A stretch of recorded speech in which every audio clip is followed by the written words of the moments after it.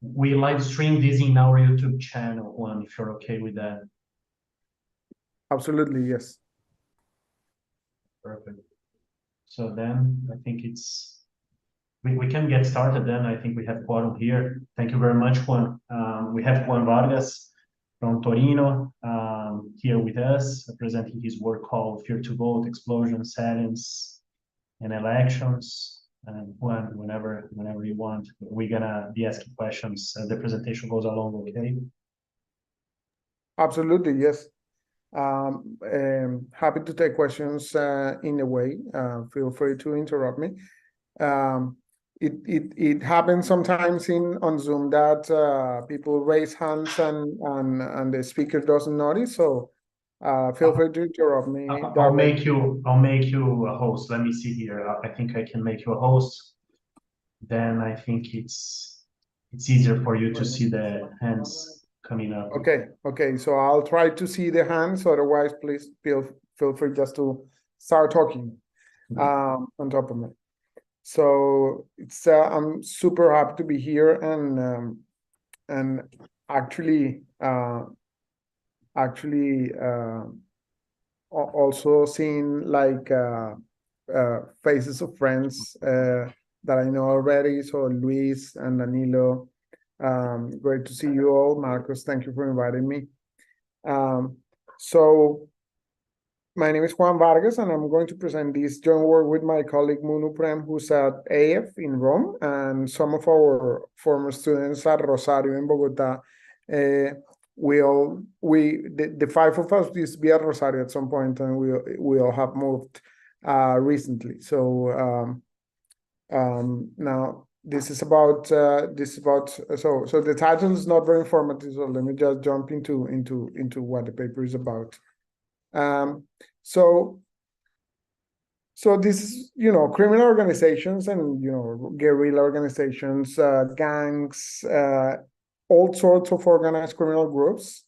We know that they usually, make use of violence, and they do so to achieve specific objectives and goals, right? So that means that violence is, in most cases, is strategically employed, and it's not just randomly used, which it's something, it's a statement that makes. Hey guys, let me mute all participants here. Okay. You so can we go know ahead. that Well, perfect. we know that makes, that sort of makes sense, and it's so much so that criminal organizations carefully select the targets, calibrate the timing of the attack, the type of attack, the intensity of it, etc., just to achieve a specific goal. And that goal has to do with how they want people to react to that violence, either by displacing or supporting them or whatever. At the same time, violence generates emotions among victims and among bystanders. And these emotions also generate behavioral responses, but these behavioral responses coming from emotions are harder to predict, and they also may have unintended effects. So, we recognize this fact in the paper, and what we do is to try to identify the effect of fear net from the effect caused by the strategic use of violence. And also, because of that, we document unintended effects of the use of violence relative to objectives of perpetrators. And for that, we're going to focus on electoral outcomes. So let me tell you how we can make this distinction and the context in which we make it, okay? Just to land things from this conceptual slide to more like close to what we do.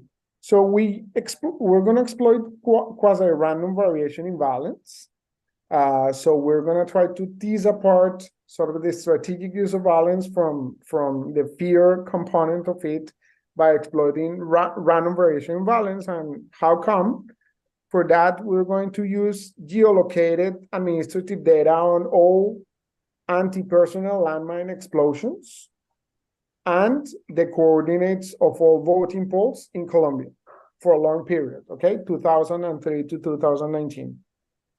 And then we're going to compare, I'm going to come back to this issue of anti-personnel landmines, but then we're going to compare the voting patterns in voting polls that are close to where a landmine exploded just before the elections, relative to the voting patterns of voting polls, also close to a landmine, but in which the landmine exploded just after the elections, okay?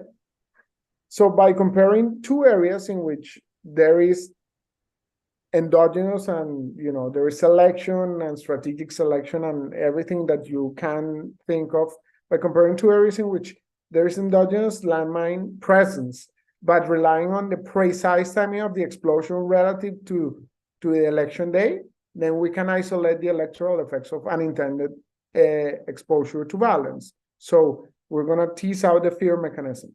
Why is this the case? Because landmines cannot be exploded at will by any perpetrator. They can be strategically placed, and they are usually strategically placed in context of conflict and civil war. Just for instance, to protect strongholds, or to protect illegal crops, or to protect traffic routes, or something like this. But the timing of an actual explosion is completely random. And that is because they cannot be activated remotely, but they are triggered by contact or proximity of a moving object. And that object is often a person, but it could be a vehicle, it could be an animal. Okay? In fact, in the technical literature, landmine explosions are called landmine accidents. So, and Colombia is a country in which this matters a lot, because it's a country that has faced an internal conflict for over 50 years, and is the country with the third largest amount of landmine explosions after Afghanistan and Syria. And probably now is going to be also, that position is going to be shared by Ukraine because of the war with Russia. But it's a country in which this is a problem. And also landmines are a problem after the end of a conflict, because they remain active underground for about 50 years. Okay?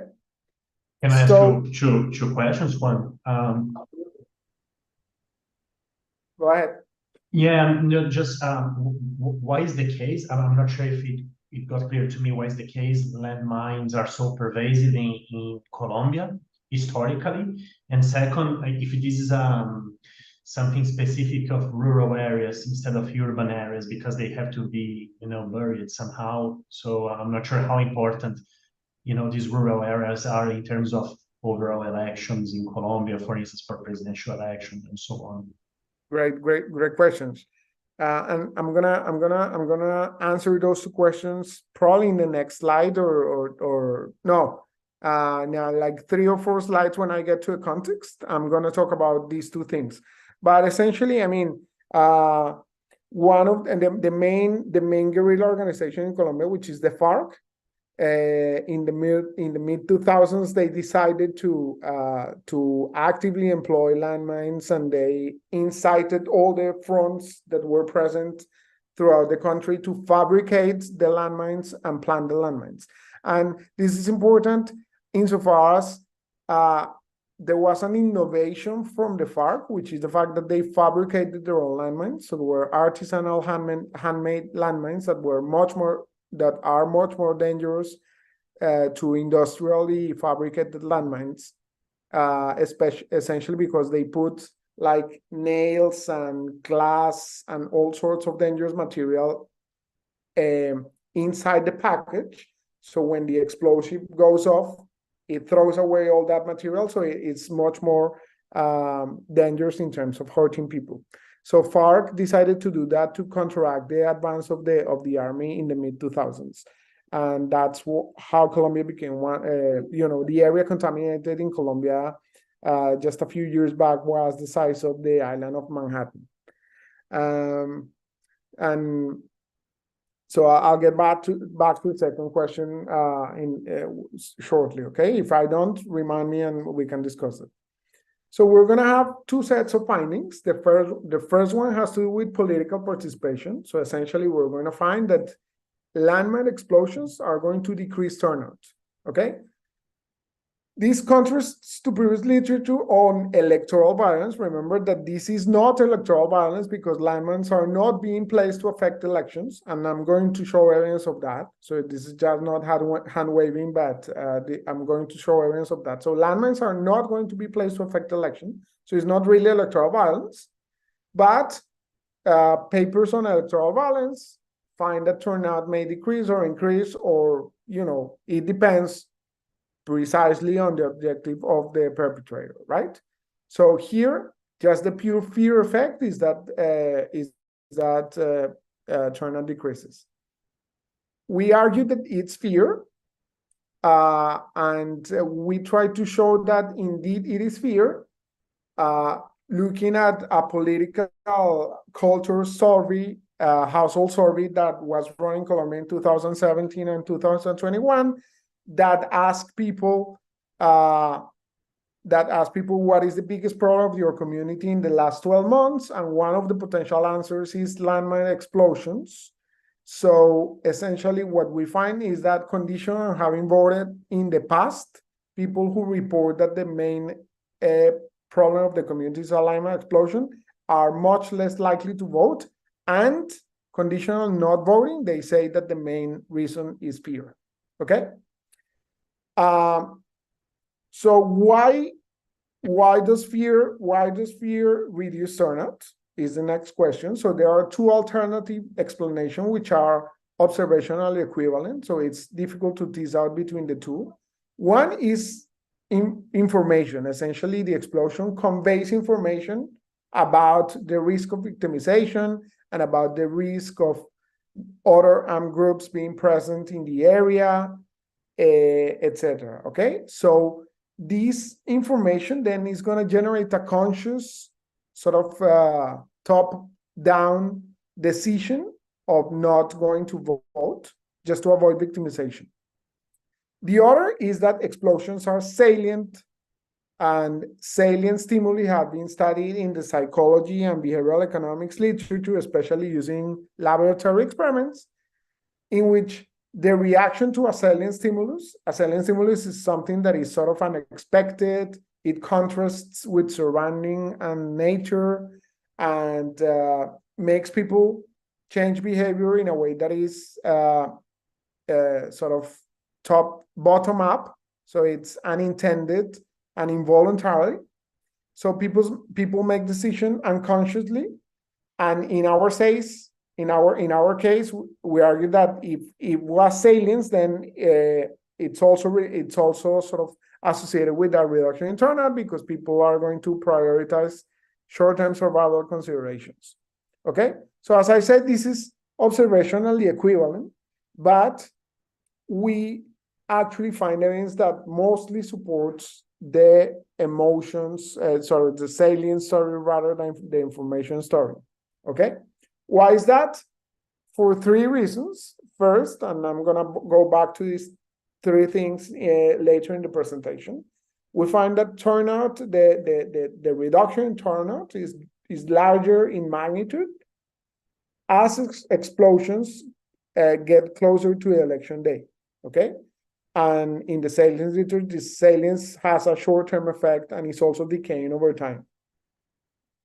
We also use Facebook mobility data for Colombia on grids that are relatively small for a part of the country for which we have Facebook data, and showed that so this piece of evidence here is not related to elections. It's just related to how people move after an explosion.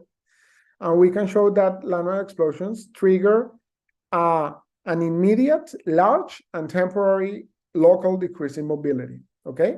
So it's temporary because it lasts up to 4 weeks, which is inconsistent with the information story in the sense that if there was information about landmine presence or other armed groups being present, the reduction in mobility should be more permanent because the threat is not going to disappear in the short run.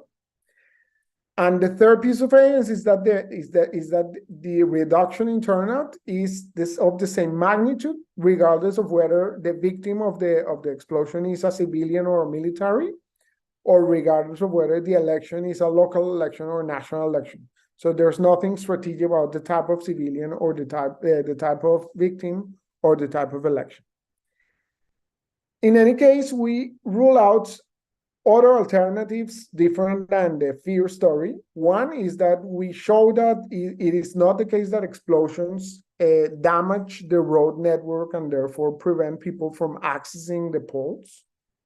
We also showed that it is not the case that explosions actually trigger more local violence that occurs prior to the elections, and it's just this surge in violence that prevents people from going to vote. And also we showed that it is not the case that explosions decrease institutional trust, so that people just stay home because they are blaming the government for not being able to deal with the conflict. Okay?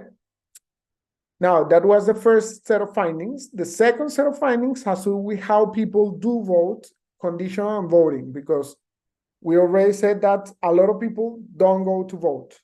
Now, some people do go to vote, and among those people who do go to vote, we showed that there is a reduction in the vote share of incumbents. That reduction is relatively small and unprecisely estimated, and one of the reasons is that defining the incumbent in Colombia is difficult. I know that is similar in Brazil, although in Brazil, majors do have re-election. In Colombia, the problem is that there is no re-election, but a problem that is similar to Brazilian problem is that there is an atomization of parties at the local level. So, it's not a two-party system, but for another paper in which we coded whether parties were left-wing or right-wing in Colombia, we found over 500 local level parties over a period similar to the period we're studying for this paper. Anyway, there's a reduction in vote share of the incumbent parties. There is a huge reduction in the vote share of left-wing candidates. And this has to do, this is also related to salience, because people get reminded after an explosion that the main responsible party for the placement of landmines is the left-wing guerrilla. So therefore, they punish in the polls the democratic left for what they are reminded by the explosion that the non-democratic left did in the ground. And consistent with that, we find that there's an increase in the vote shares of parties that are traditionally associated with counterinsurgent paramilitary groups. So why is this the case? I already hinted that there are two explanations. One has to do with salience, which is that explosions bring back the memory that landmines are, by and large, being placed by left-wing guerrillas in Colombia. And the second has to do with negative reciprocity, which is also associated with fear, in the sense that the psychological literature shows that emotions are interconnected and that fear often triggers anger that is directed toward the source that caused the fear in the first place. Can I ask you something on these grounds, Juan? Because all these results, they are seems to be somehow related to how people learn, right? So is there any measurement of how many landmines are in Colombia? I mean, across the country, people have at least access to a partial information of these. Of how many landmines are planted, where, and how dangerous regions are, some rough estimation of how likely to be involved in some accident with landmines. That's a great question. So,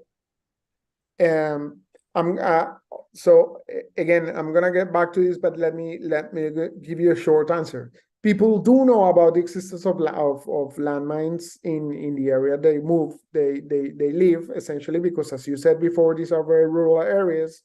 and they move around, they need to go to school, they need to go to work, they need to farm their land. So, and also there's a lot of word of mouth, so people know know that.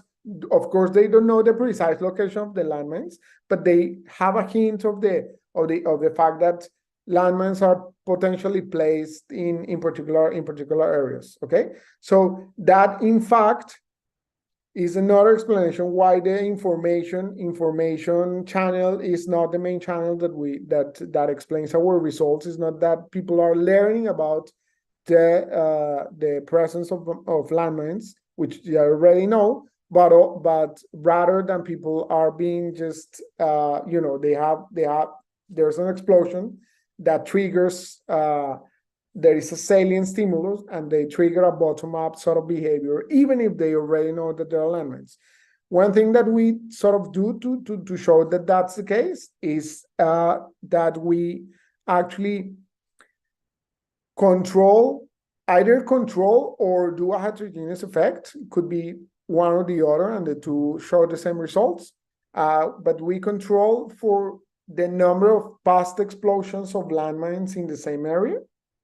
So you could think that if in the past few months other landmines have exploded in the same area, then the marginal learning is less, and therefore you shouldn't get such big results in terms of, for instance, reduction in turnout. We showed that that is not the case. The reduction in turnout is indeed at least as big. It could be even bigger. I mean, the sign of the heterogeneity is actually negative, although it's very small and not significant. So at least as big, even if there were past explosions in the same area. So it's not. It doesn't seem to be a learning story. It's more like a salience kind of story. At least that's the way we interpret the evidence. But I'm gonna show you all these evidence that I have mentioned scatteredly. Right. Okay. Right. So we're gonna rule out two alternative mechanisms. One is that the turnout reduction drives the change in the vote composition. So it's not a pure composition story. I told you that political participation decreases. You could say, okay, but those who are staying at home are those who would have voted for the left. So it's just the same story told twice. I'm going to show you that this is not the case. So the reduction in turnout occurs across the board. Or that parties or politicians react to the landmine explosion with campaigning or vote buying. And I'm going to show you some areas that this doesn't seem to be the case. Okay, I said that I was going to talk about the context. So indeed, this is a rural phenomenon in the sense that Colombia has had a civil war that it's mostly fought rurally, that started in the 1960s and with the formation of the two biggest guerrilla organizations, one that doesn't exist any longer since 2016, and the other that does. And I'm going to exploit the fact that the main responsible for the landmines is FARC, and that FARC actually made this peace deal with the government just to show that I'm going to be explicit in how I'm going to use this variation, but it's important the fact that there was a peace agreement with the government that was signed a few years back. So one important salient strategy of the guerrillas to secure strongholds and protect illegal crops is the employment of landmines. As I said before, in 2008, FARC launched something that is called Plan Rebirth of the Masses, Revolutionary Rebirth of the Masses was called. We learned about this plan because later, when after the peace agreement, FARC sort of gave away part of the assets they had, and they gave away computers. And in one of these computers, this was the computer of one of FARC commanders, Alfonso Cano, who by then was already dead because he was killed in combat before the peace agreement. And this computer showed that Alfonso Cano had issued this sort of warning to all the factions of FARC throughout the country in 2008, telling them that they had to take courses on the fabrication and planting of artisanal landmines, just to counteract the advance of the government. Okay, so this explains the huge increase in landmine presence that there was in Colombia. Colombia, in fact, as I said, is the country with the third largest amount of victims, but is the country with the highest number of victims from this sort of improvised landmines. Okay, so of course, as in any other country with organized crime, these groups have tried to influence or disrupt the elections, but there is no evidence that landmines are a strategy to do that, essentially because that would be a very inefficient strategy to disrupt elections, since you can place the landmine, but you cannot trigger it. Okay? I'm gonna get back to this point in a second. So in terms of data, we have geocoded data of polls, all the polls in Colombia. So we have electoral outcomes at the poll level with the geolocation of the poll level, of the poll station, sorry, for 13 different elections over about a 20-year period. And we also have the geo coordinates of all landmine explosions in the same period. And then, of course, we need some measure of proximity, okay, from the explosion to a voting poll. And you could think that we could probably run like a double RD1 in terms of distance to the election in terms of days, and the other one distance to the poll in terms of kilometers. Our results are robust to doing that, but what we do, just to start with a sample that is manageable, is that we focus on explosions that happen around a 4-kilometer buffer from the voting poll, and we will play around with this threshold, which is arbitrary. Okay, we go from 1 kilometer all the way to 10 kilometers, and the results are similar.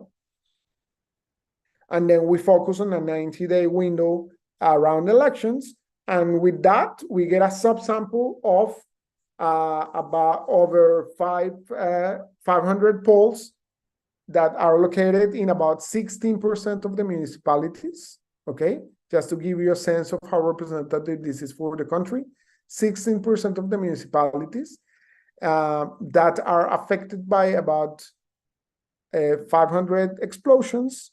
That is about 10% of all the landmine explosions that took place during this period. Just to give you a sense of the type of variation that we're exploring and how representative that is from the country, given that this is a raw phenomenon, as Marcos correctly pointed out. This is the universe of voting polls in Colombia to the left, okay? So why so few voting polls here in this area? Well, because this is the Amazon basin of Colombia. So Brazil is right here, okay? And Venezuela is here, but this is the Orinoquia, and this is the whole Amazon basin. So the very, very sparsely populated areas with just a few voting polls. And this is the universe of landmine explosions over the same period, 2003, 2019. Now, of course, we don't use all these variation because we need explosions that happen close to a pole in distance and in time.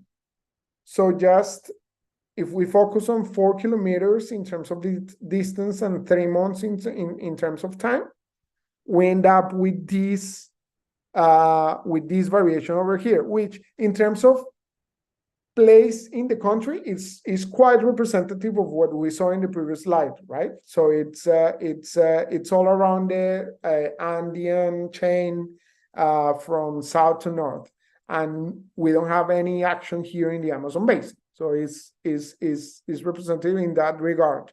Is that representative in terms of population of the country? Well, not so much, precisely because this is a rural phenomenon. Okay. So in terms of empirical strategy, of course, precisely because landmines are placed strategically, just comparing place places in which landmine exploded versus places with no explosion is comparing apples and oranges. So an OLS is not of work here. So we just run the standard RD in which the running variable is the day of the explosion relative to a day of the election. So this is important because the running variable is a count, okay? And because the running variable is a count, we have to take care of the standard errors in a specific way. So we have to follow these guys, Collier and Roth, to correct the standards for the fact that our running variable is a count.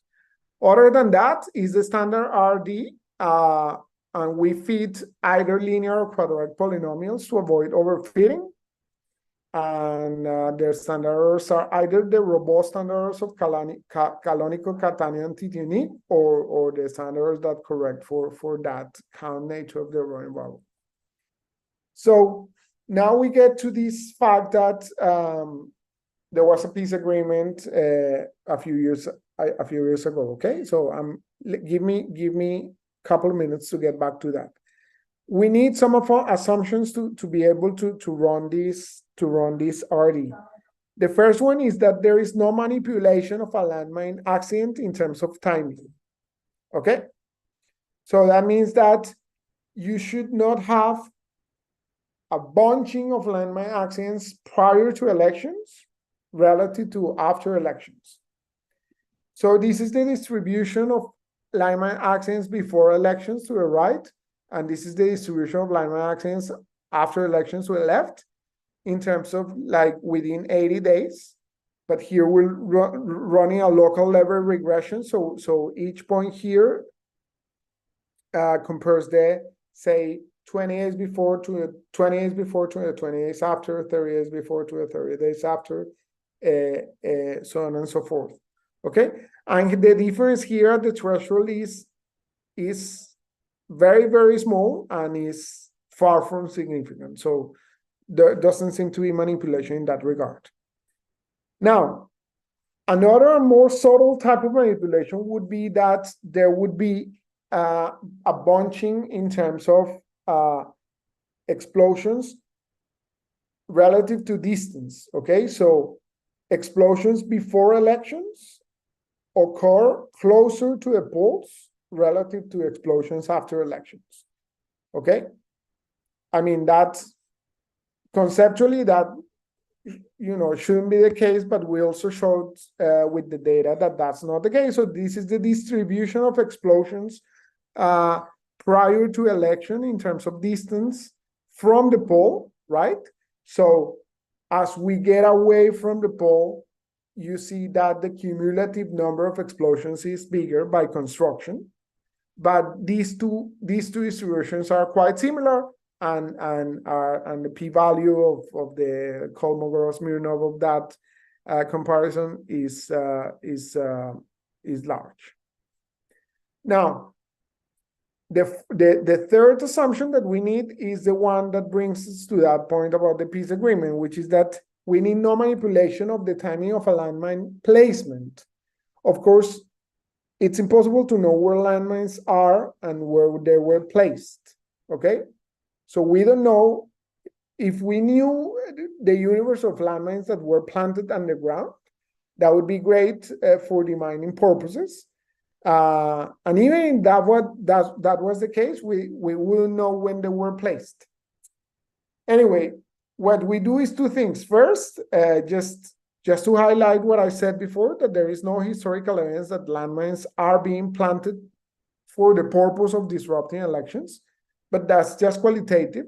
Something that we do is that in the context of the peace talks that started in 2012, in December 2014, FARC declare a permanent ceasefire. And they actually meet this permanent ceasefire, which was eventually a year and a half later replaced by the bilateral definitive ceasefire, and the peace agreement was signed. Okay, so that means that FARC stopped any bellicose activity in December 2014, including planting landmines, so much that they started sharing with the government information about the location of landmines. By then, even before the signature of the final peace agreement, okay? Because the government started humanitarian demanding in 2013. So what we do is we do a time heterogeneity before and after December 2014, and we show that the results are very similar. So there doesn't seem to be a manipulation of the timing of alignment placement. And the fourth assumption that we need is the classical balance around the cutoff, and that we can test in two different ways. The coarser one is using municipal level variation. Okay, so municipal level variation allows us to test for balance in terms of many more things, and things that are important for the purpose of for our purposes, such as attacks by FARC, attacks by groups other than FARC,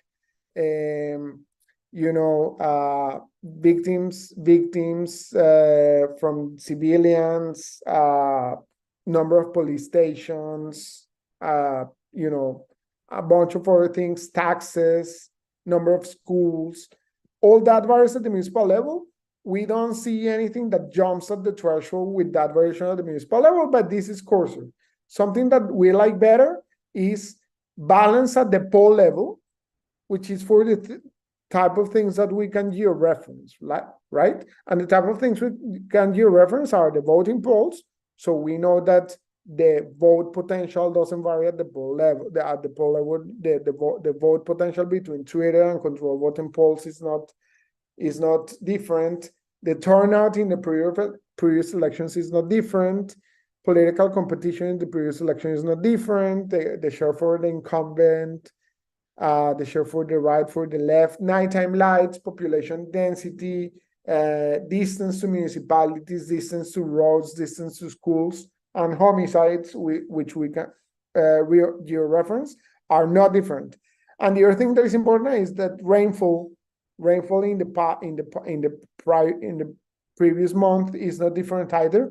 And why is it important to show that rainfall is not different? Well, because other papers have shown that how moist the terrain is, depending on how much rainfall was falling down over a period, actually makes the explosion of landmines more easier or more difficult. Okay. So that is and I can I could share pictures of this, but I'm gonna go ahead. So okay, after we test these assumptions, we say okay, we can run this RD using as running bubble the distance, the day of the explosion relative to the day of the election, and here is the first set of results that, remember, is about turnout. So essentially, we're showing here that turnout reduces. So let me stop 1 minute in this table. Here we have standard errors that are robust, given canonical Catanian TT-nuke, or the confidence interval that comes from that correction of the standard errors that I mentioned before, or p-values of different of other corrections, or also I forget these guys, Conley standard errors that just to allow for spatial sort of correlation. Okay, but the other thing that is important here that I wanted to mention is that we have a local linear polynomial in the first two columns and a quadratic polynomial in the second two columns. And this matters for the size of the coefficient and matters a lot for the size of the coefficient. So you get either a reduction in the vote share in the political participation that is of 13 percentage points, which is already very large, right? Or a reduction of 36 percentage points, more or less, which is huge, is more than double, right? Why is it that when you fit a quadratic polynomial, the vote share reduction is so much bigger? The main reason is that the bandwidth becomes a lot smaller. So the optimal bandwidth when you feed a local linear polynomial is 1 month, and the optimal bandwidth when you feed a quadratic polynomial is about 20 days. So actually, if you run the regression with a linear polynomial and a smaller bandwidth, you get something very similar to a quadratic polynomial and vice versa, okay? Which is something that we do. Now, still the effects are very big because these are percentage points reduction, but remember that this is a local effect. So it's not a municipal level turnout reduction, but it's what happens at the voting poll that is very close to where an explosion happened, very close to the day of the election. Okay, so we can compare this size with what other literature has shown in terms of what happens with turnout after different treatments, and of course, the size of our coefficient is much bigger than anything else. But it's because we're doing this local level regression. Football matches, Sandy hurricane, mafia support, influenza, etc. Look at what happens if you look at papers that are closer to our paper in terms of the sort of treatment, because these are violent treatments. Strategic attacks in Israel, strategic attacks in Indonesia or rocket attacks in Israel. The reduction in turnout is much smaller if we take our coefficient and do a back of the envelope calculation to compute the municipal counterpart. The municipal counterpart of our paper is within the range of the literature, but bigger in size to what papers that confound the strategic mechanism and the fear mechanism find. Okay? Great. So I said a lot of things about this table. Let me just show you the graphic counterpart. So this is the linear polynomial. So you can see here, comparing the linear and the quadratic, essentially that the bandwidth of the linear is 30 days versus 20 days.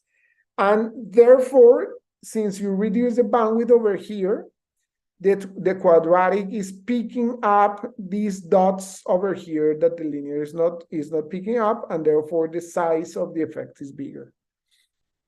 But what's cool here is that you can see what happens if you arbitrarily reduce the optimal bandwidth, or arbitrarily reduce the bandwidth, sorry, okay? So here with the linear, the results are very neat in the sense that this is the optimal bandwidth, about 32 days, okay?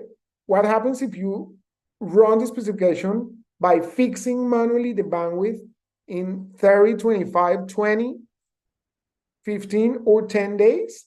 The size of the turnout reduction increases in absolute value, okay?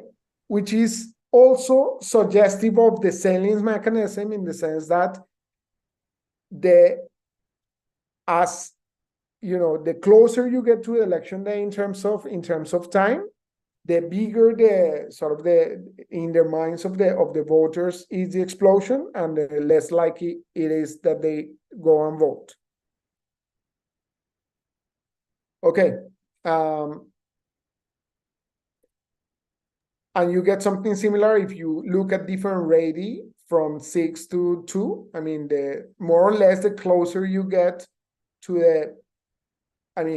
the closer the explosion is to the pole, the bigger is the effect in terms of magnitude. I think David has a question, and then I. Oh, sorry. I didn't see first, he raised the hand first. Go ahead. What happens when I suppose all of these explosions, they have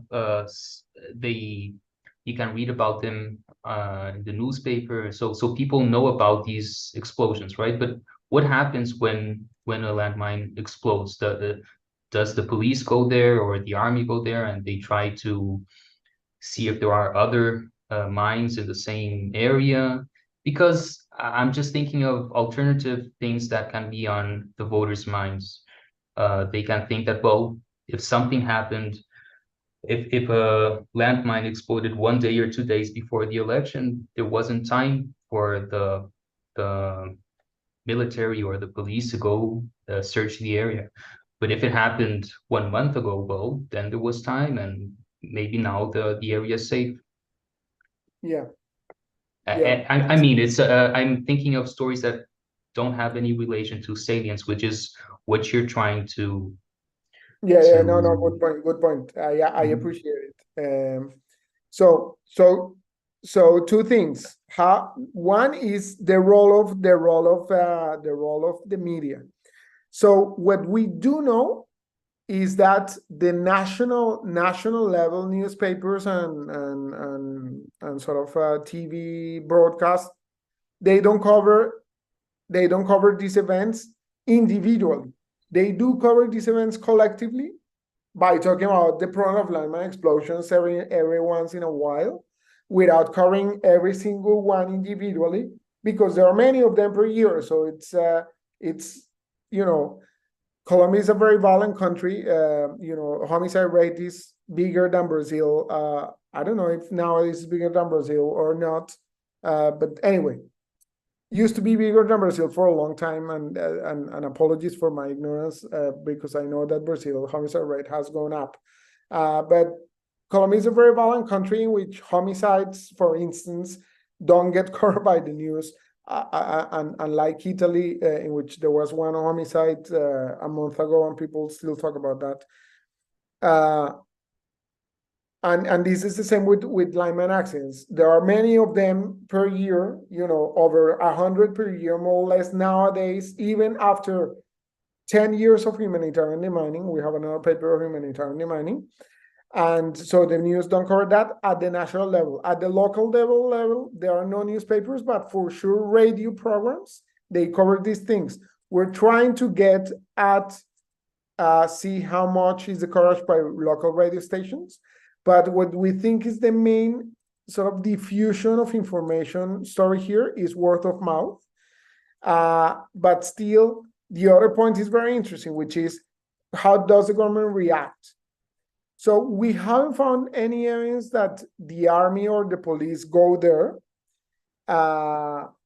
What we do know is that ultimately the government, but not the armed forces, but the government, as by bringing its institutional apparatus, it targets the area in which there have been recently, but recently means in the past couple of months or years, landmine explosions for humanitarian demining.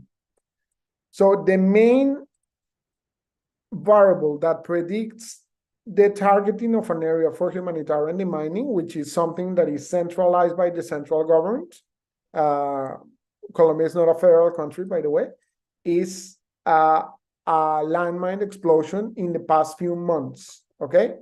And this has only happened since 2013 because it's when humanitarian demining started. We haven't heard stories about the arrival of the military and the police. But of course, this is not a convincing answer, I know, because it could be the case that the police or the military arrives to an area after an explosion, and to the extent that the observational equivalence of that is that there is a clash or there is a ambush or something with the armed group that is around the area, or there is a fire exchange or something like that, and people get killed. The way we try to get at that issue is by looking at the homicide rate. Sorry, not the rate, at the number of homicides, because we have geolocation of homicides, okay? So one of the mechanisms that we actually rule out, as I mentioned in a couple of slides ago, is that we rule out that the number of homicides increases differentially in treated areas relative to control areas after an explosion, but before elections. So that people, what they have in mind is that the police came here and they started pursuing the people responsible for the landmines, and they start shooting them. Okay? I know it's not perfect, but it's the best we can do. And we rule out that is a differential increase in the number of homicides after the explosion and prior to election. So I'm gonna come back to this when I talk about the mechanisms. But it's a good point. Can I ask a follow-up question? Sure. It's so you show a robustness to the radio size, right? So first, I'm just wondering if there is any effect of local hubs. For instance, if something bad takes place in São Paulo, like for instance, if there is an explosion, a landmine explosion here in São Paulo, maybe in the surrounding area people would be very much touched, which is in line with the radio stuff that you're doing.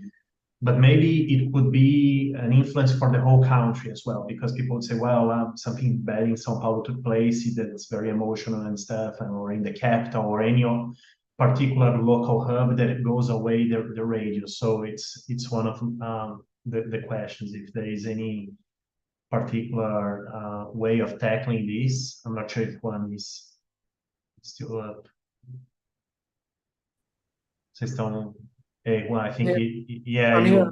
your connection froze, I think. I think I'm back. Can you hear me? Yeah, I can hear you. Can you hear me?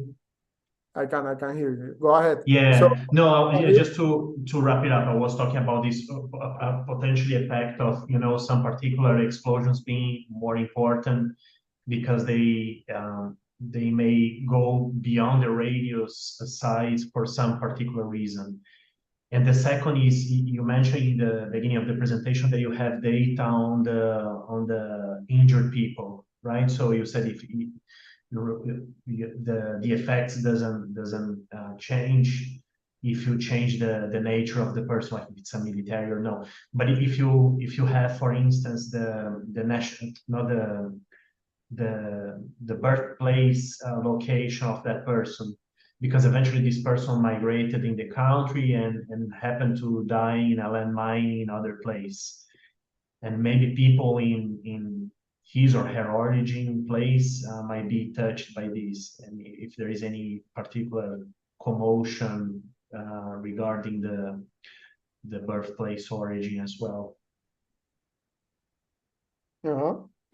Yeah, those are the two comments actually. Great. I'm just taking notes. Great comments. Let me start backwards. So we had not thought about the place of birth of the victim. There is very little data on the characteristics of the victim. In fact, for instance, we wanted to see if the effects were larger, if the victim is a child, because people, the emotions that people express by not voting or voting in particular ways are exacerbated by the identity of the victim. We know that the identity doesn't matter in terms of military versus civilian, but we wanted to explore, for instance, if the victim was a child, and the data is very bad because essentially there is very scarce sort of coding of characteristics of the victim. So I actually don't know to what extent we have information about the place of birth, but I can check. It would be cool to see. That's a good point.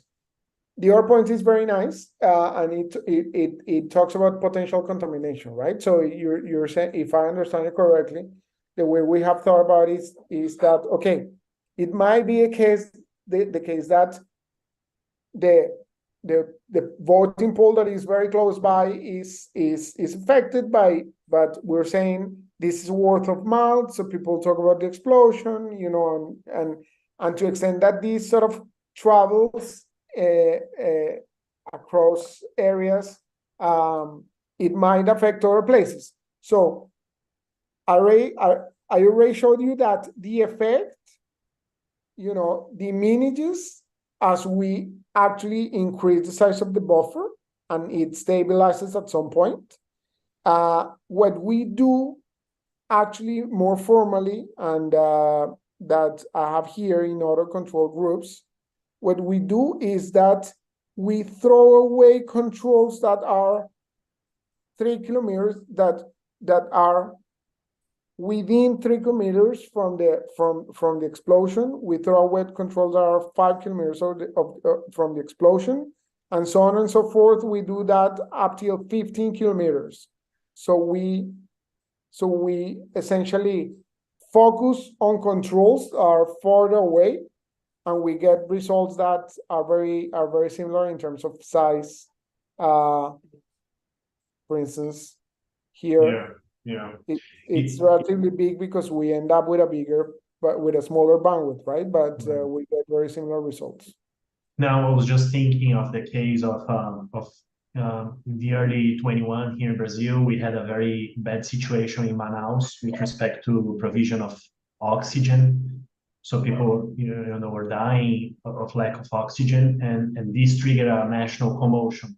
So if I were to think like it's way beyond the 15 kilometers, but for some particular reason, it's a big capital in Brazil and stuff, and so I was just wondering eventually if there is any like local hubs or local or capitals, or I don't know exactly how to call them, but big cities effect in local places. That's just a side comment. I think Danilo has another question. Danilo, you cannot raise hands, right? Yeah. So hi Juan. I'm thinking about some still in the salience and information story, and something that comes to my mind is how just the David and Marco's questions, how people become aware of these explosions. And I think that one thing that I don't know if we have data on this for Colombia, but one thing that comes to my mind just to test and to bring more evidence to rule out the information mechanism could be the antenna signal. Like, I think that at least for the more recent years, people become aware of these explosions through cell phone apps like WhatsApp and so on and so forth. And so maybe just try some robustness on municipalities with, I don't know, above medium antenna signal, something like that could be a nice robustness to at least try more to rule out this information thing. Very good comment. Thank you, Danilo. We can try that. Awesome. Okay. And then, then we have this second set of results that I'm going to divide in three. First, votes for the incumbent. Here, the difference, by the way, between columns 1 and 2 is that you compute the share relative to the total number of votes or relative to the vote potential, right? In the 4 cases, and here I'm only having the linear polynomial, but then I can show you robustness to the quadratic polynomial, okay? Which is gonna bring you a picture that is very similar. So here you see that there's a reduction in the vote share of the incumbent, which, as I told you, is relatively small. I mean, relatively small, especially if you compare it to what happens in other coefficients, but still substantive, but imprecisely estimated for the reasons that I mentioned about how difficult it is to cut incumbent in countries that like this, that don't have a strong party system. But what's interesting here is that there's a huge reduction in vote share of the left, right? So these coefficients are actually very large. So people vote a lot less for the left. And of course, not all of these votes, but some of those votes go to parties that are traditionally associated with paramilitary groups that are counterinsurgent, okay? So parties that have proven ties with paramilitaries. Of course, right? I'm showing you here part of the picture, but it's the part of the picture that matters in the sense that I can look at I can look at the voucher of the right, okay, and I can show you the voucher of the right increases, but what happens for right-wing parties that are not paramilitary parties, it doesn't happen anything. So it's mainly explained by the fact that some of the right-wing parties are associated with have proven ties with traditional paramilitary groups that are anti-insurgent. And of course, the voucher of the center increases a little. So part of those votes are just going for parties that are neither left nor right, but especially for paramilitary parties. So, David. Juan, maybe I should have paid more attention to the regression, but are you controlling somehow for heterogeneity in ideological distribution throughout the country? Because there are counties that are more pro-left, counties that are more pro-right, and I mean, you're not simply comparing a voting place, a voting place where there was an explosion with another voting place where there was no explosion in the same year, right? Because you can compare this longitudinally and see that there are historically, that's a place where there are more votes for right, and that's another place where there are more votes for left, etc. Yeah. Does that make any sense? Yeah, it does. Let me go back to this balance on the cutoff. Maybe this helps answering your question. So we have balance in the voucher in the in the same voting poll. No, not same voting poll. I mean, same voting polls treated and controls. Same couple of voting polls. Let's say there's balance in terms of incumbent voucher, left voucher, right voucher, etc. So we look at the ideological voucher of these same voting polls in previous elections, and there seem to be balance. The other thing that we do is that, as I told you, that this reduction in voucher of the left as a result, this reduction in voucher of a result could be driven by composition, right? Because there's a reduction in turnout, so those who stay at home could be the voters of the left. So what I can show you is that using the voucher of the left in that voting poll in the previous election and running a heterogeneous effect for how many people voted for the left in that voting poll doesn't change the result. So that is I don't know if maybe it's an imperfect answer to your point, but I don't know if it's convincing enough, the fact that we have balance in terms of the voucher. So we're not comparing apples and oranges in terms of ideological preferences. Great, Marcus. Yes, just to piggyback very quickly on David's question, well, I'm not sure if controlling for vote shares already accounts for polarization, because I have the impression that polarized societies, they tend to have higher turnout, right? So people go more and tend to be more resilient to this type of events, I guess. And how could you measure polarization at the?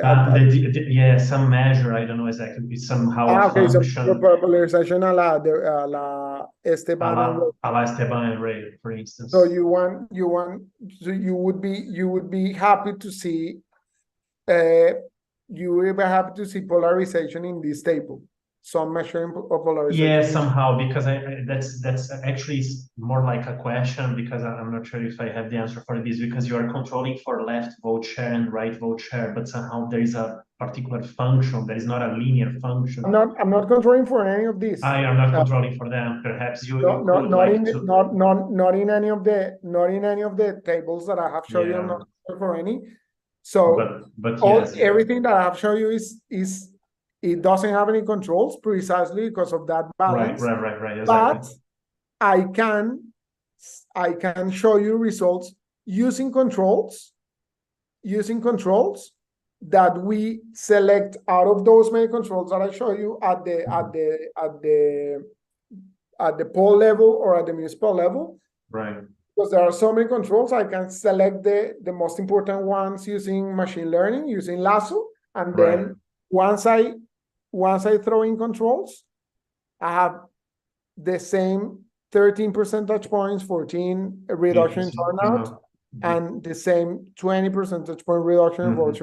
So I have exactly the same after controlling, but not controlling just in the baseline. Right. Interesting. But I can add the polarization measure. Yeah, polarization, allow Esteban and Ray, you pick like Yeah. the percentage of the vote share for the left and right and see the mass of these two guys, which is the voting share.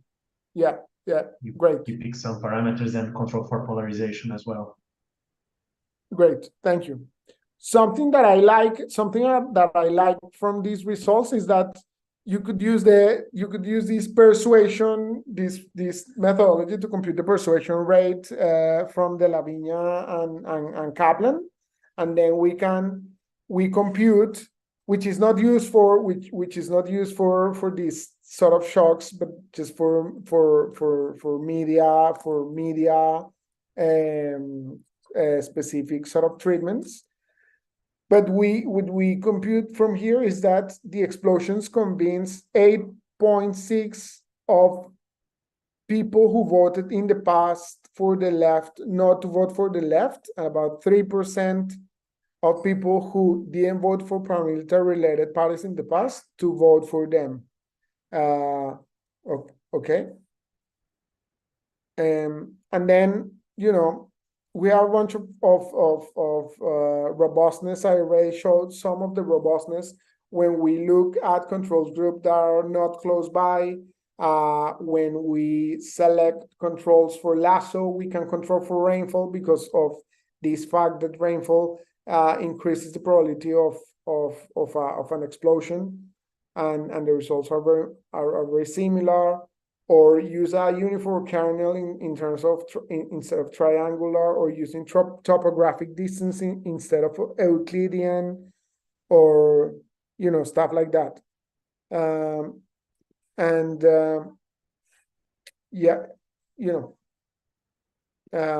So this was a bunch of things, and let me just, I don't know how much time do I have. You have until 7 minutes more. Perfect. Let me just talk a little bit about the mechanisms, which is something I would like to do before we go home. Okay. So remember that let me talk about the mechanisms for the set of results one. So we're saying that it's fear, and within fear, we're saying that it's salience. Okay. And then we're saying that it's not access. We're saying that it's not that explosions led to more pre-electoral violence. Why? Because, for instance, the police arrives, the military arrives, and they start, pursuing suspects or whatever, and that increases homicides. So we have geolocated homicides, and there's not an increase in them. And we showed that there is not a change in the trust for the institutional trust. Okay.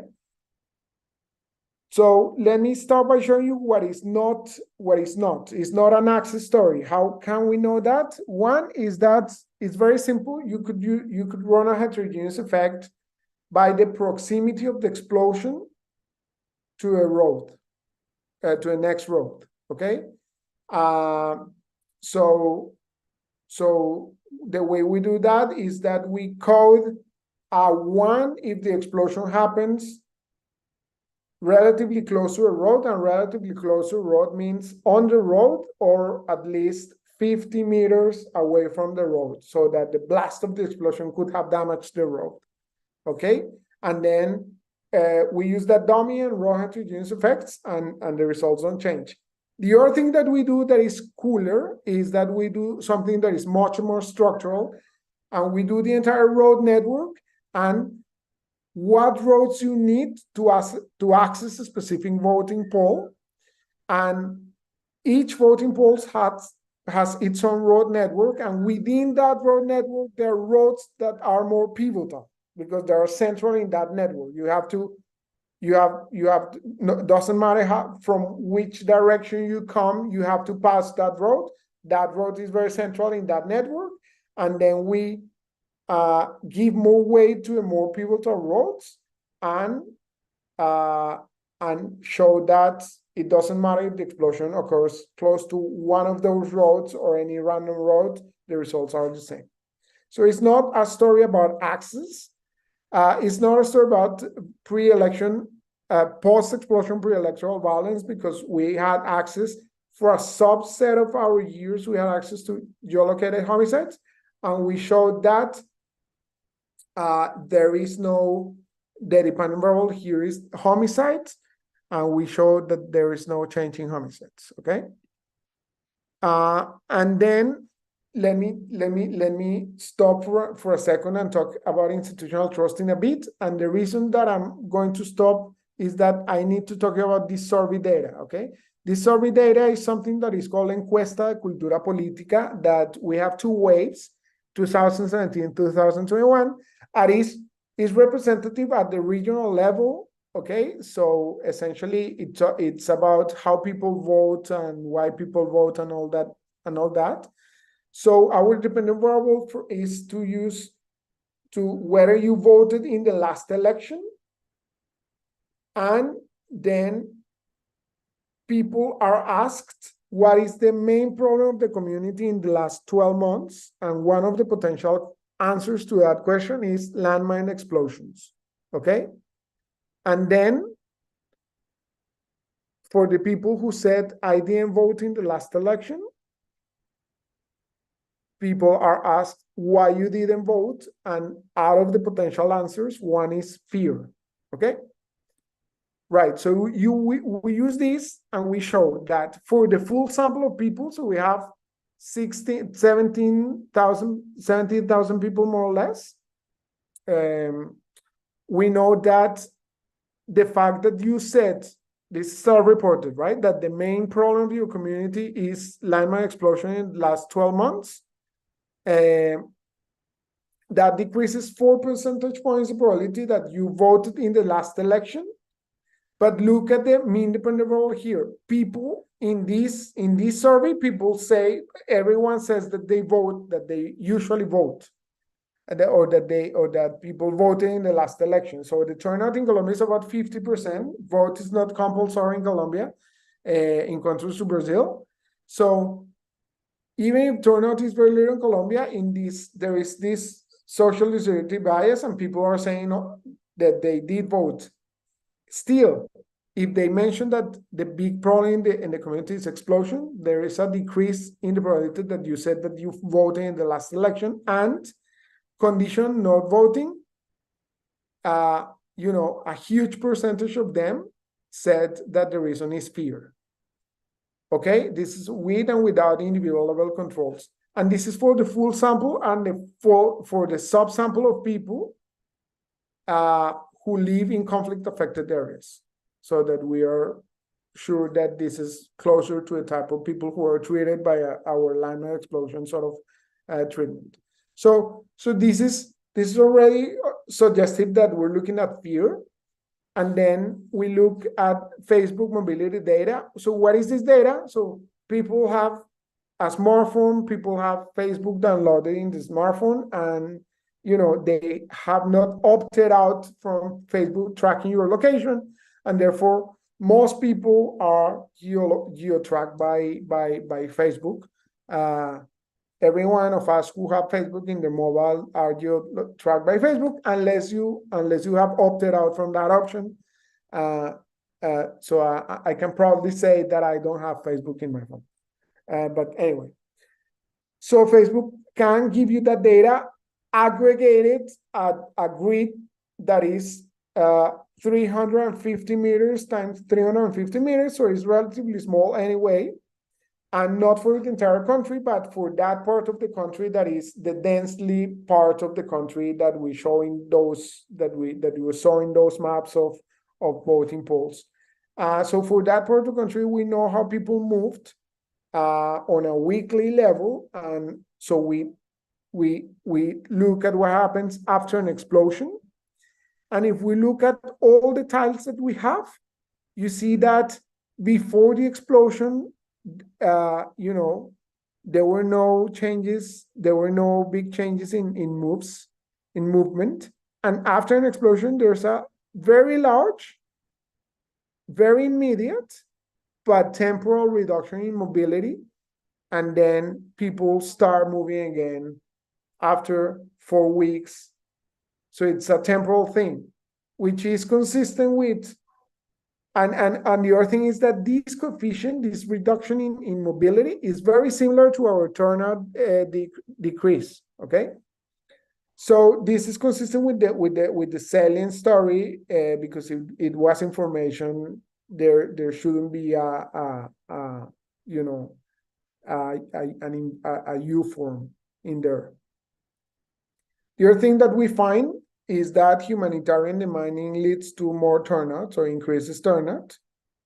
And also consistent with silence, we find that no heterogeneous effect in terms of the identity of the victim, whether a civilian or from the armed forces, or the type of election, if it's a local versus national election. Okay? Now, I was saying that institutional trust I would leave for later, because it relies on this data, on this encuesta de cultura política, in which they ask you whether you trust the local government and the national government and all that.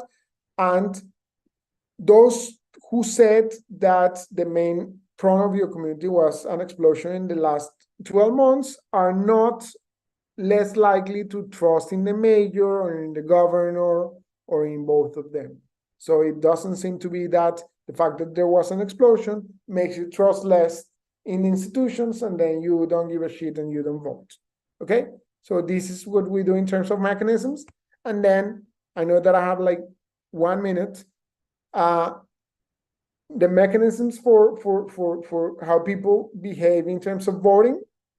Let me tell you what is not. It doesn't seem to be a differential campaigning strategies or behavior by politicians.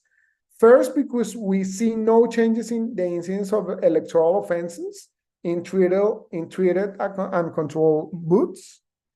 But the other reason is that we actually track down the Facebook accounts of all the candidates that we have, or that participated in the elections that we study, and look at whether the election provoked a differential behavioral response by left-wing candidates versus right-wing candidates. So the right-wing candidates, for instance, blaming the left and trying to take advantage of the explosion for their own sake. We're looking for something like this. What we find is that only 25% of the candidates that participate in these elections have have Twitter accounts, which is consistent with the fact that these are very rural areas, and that most of them didn't tweet anything after the explosion. Okay, so we don't have much variation in this. We have 6 tweets in total, so we cannot compare anything. Now, the other thing is that the composition effect. So one thing that we do is that we throw in turnout as a bad control to the right, and that doesn't change anything. Or we could do a proper mediation analysis using the G-sequential estimator of these guys in the American Political Science Review in 2016. Or we can look at the differential participation of left-wing voters, either using the survey. So the survey asks you whether you identify yourself as a left-wing or right-wing or neither, right? And if with the survey, we do heterogeneous effect by you identifying yourself as left, we see nothing, or we actually can redo the RD for turnout and do heterogeneous effect by the vote share of the left in the same poll in the last election, and there's nothing in there. So it doesn't seem to be composition. So we think that is more like this story about salience and negative reciprocity that I mentioned before, that I won't repeat for the sake of time. And essentially, I think I'm finished. You know, I'm not repeating everything, but you know, I just want to highlight this last bullet, which I think that is important, which is that I think these findings, what they point to is that there are like very worrisome potential consequences for the consolidation of democracies in places that have been affected by conflict, and therefore may have the threat of landmines, you know, even after the conflict ends, as is the case of Colombia. So Great, well, thank you so great. much. Thank you very much. Can I follow up on this last bullet point? Because you show that there is evidence that turnout decreases due to the landmines effect. You also show that there is some that the left-wing parties, they tend to suffer more because these guerrillas that are related to the landmines, they are left-wing aligned, right? So they are left-wing. But is there any particular way to say something about this landmines effect being pivotal? Right. One thing is to decrease turnout and to take away a little bit of share of some parts. The other is, do we have like a control group or any? I'm not the causal inference guy here, but any causal inference method that could compare, like, let's say, a region that had the experience with a landmine, there is the other doesn't. They are very similar, but the landmine made, for instance, the right wing to win. Definitely Yes. win because of the landmine effect. I know. I understand your point. This is what we do. What we do, this is an important question to see. So this is at the local level, the effect is huge. Does it really matter, like to change actually the outcome of elections? So what we do is the following. We make this computation of like, okay, how many in the average municipality out of in our sample, how many landmines, how many voting polls were affected by landmines, and then we know how our coefficient in terms of turnout reduction or vote share of the left, negative vote share of the left, and we say, okay, how many people vote in these polls relative to the entire people who vote in the municipality, okay, and so we can compute how important this action is for the outcome of the entire municipality. Mm-hmm. And then we look at instances of very close elections in which the left lost an election for a very close margin. Mm-hmm. And out of all instances in which the left lost an election for a very close margin, right? We conclude that in about 20% of those, the left would have won. Would have won. If it wasn't for the landmine. Wow, so I think that a fifth of the instances in which the left lost a close election could have won at the municipal level, okay? Right. If it wasn't for the landmines. So that's amazing. I mean, amazing in terms of results, right? In terms of finding, because you're saying it's about the violence itself, right? The landmines and how you hinder the capacity of people exercising their civilians and political rights, and on top of that, it's also a matter of disrupting the representativeness of the democracy somehow, right? So Right. And also, like, if you recall my first, I think it was like my first slide of motivation. It was like, I mean, I think what's important is we struggle. I mean, in the past few months, we have struggled a lot on how to pitch this paper, right? Because you could think that separating the strategic effect from the fear effect is cool, but it's not, like, for a social scientist, it's not probably the first order question. But really, one of the other components is this thing about if you actually can separate those two things, given that emotions may behave in ways that are sort of unpredictable, and therefore you may have some sort of unintended consequences. This is a very large unintended consequence for the guerrillas who place the mines, right? Because the guerrillas are just protecting strongholds and illegal crops. right. What they don't realize is that they're hurting substantially the democratic left. And you could think, I might be wrong, but you could think that if anything, the guerrillas who are communist guerrillas, they would like the left to win rather than the right. No? So this is a large unintended consequence, which is another consequence of this research. Right, great. Thank you very much, Juan. I don't know if anyone else has questions. I think we should release one now. It's late in Torino, right? Thank you for being here, and thank you for being here under the circumstances.